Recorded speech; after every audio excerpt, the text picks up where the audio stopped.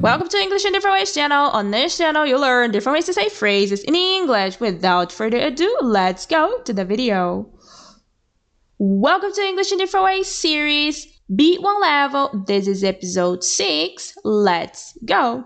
In this video, you'll learn 3 ways to say in order to in English. Way number 1, so that. Sentences: she studied hard so that she could pass the exam. We left early so that we wouldn't miss the bus. He saved money so that he could buy a new car.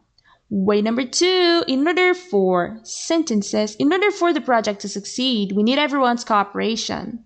In order for her to get better, she must follow the doctor's advice. In order for the event to be successful, we need to start planning now. Way number 3, true. Sentences: she went to the library to study for exams. He exercises every day to stay healthy. They organized a fundraiser to support the local shelter. Thank you so much for watching the video. Please like it, share it, and leave a comment down below. See you next time. Bye bye.